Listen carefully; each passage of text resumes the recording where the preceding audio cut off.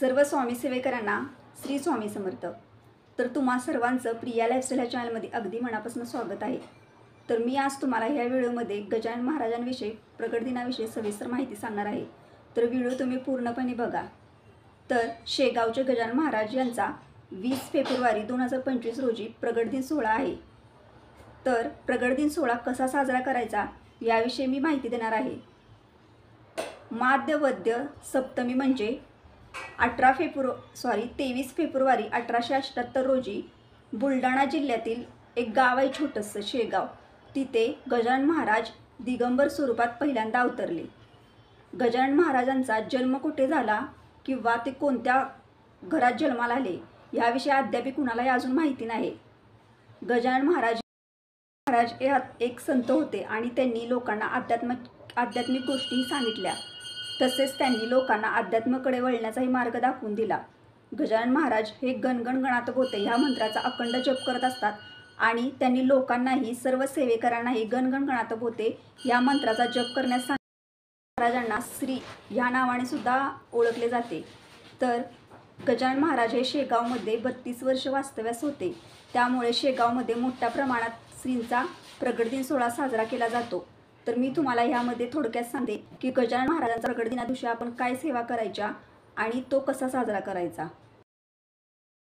त्या दिवशी ज्या दिवशी गजानन महाराजांचा प्रगट दिन आहे त्या दिवशी तुम्हाला तुमच्या घरामध्ये गजानन महाराजांची जी काही फोटो असेल तो स्वच्छ पाण्याने पुसून घेऊन अक्षदा फुले गंध वाहून त्यांची पूजा करायची आहे आणि एक माळ गणगण गणात बोते ह्या मंत्राचा जप करायचा आहे।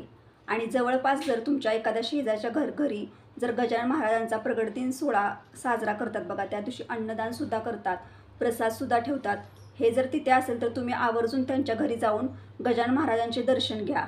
अशा प्रकारे त्या दिवशी श्रींचा प्रगट दिन सोहळा साजरा करायचा आहे।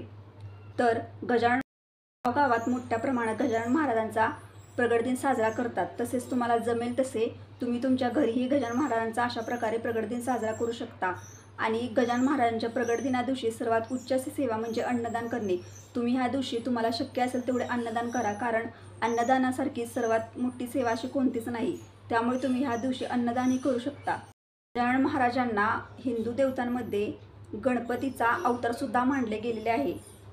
तर गजानन महाराजांचा एक प्रचंड असा मोठा आणि प्रसिद्ध ग्रंथ आहे श्री गजानन विजयी। या ग्रंथाचे पारायण सुद्धा केले जाते, मोठ्या प्रमाणात भक्तजन ह्या ग्रंथाचे पारायण करतात।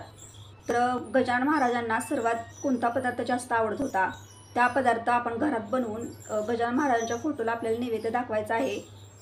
तर गजानन महाराजांना सर्वात आवडता पदार्थ ठेचा, भाकरी, पिठलं आणि कांदा हे गजानन महाराजांना सर्वात जास्त आवडत होते। त्यामुळे तुम्ही तुमच्या घरी पिठलं भाकरी तुम्ही ज्वारीची बनवू शकता किंवा बाजरीची बनवू शकतात। हे बनवून तुम्ही गजानन महाराजांच्या फोटोला नैवेद्य दाखवायचा आहे। तुमच्या घरात एखादा गोड पदार्थ सुद्धा बनवून तुम्ही तोही त्याच्यासोबत नैवेद्य दाखवू शकता।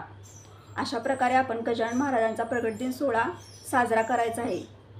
मला जेवढी माहिती होती तेवढी मी तुम्हाला ह्या व्हिडिओमध्ये सांगितलेली आहे गजानन महाराजांचा प्रगट दिन कसा साजरा करायचा याविषयी।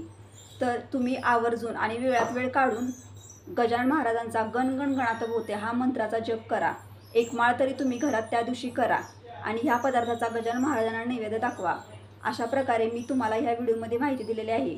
तुम्हाला जर हा व्हिडिओ आवडला असेल तर लाईक करा आणि सबस्क्राईब करा। भेटूया आता पुढच्या व्हिडिओमध्ये। सर्व स्वामी सेवेकरांना श्री स्वामी समर्थ। गणगण गणात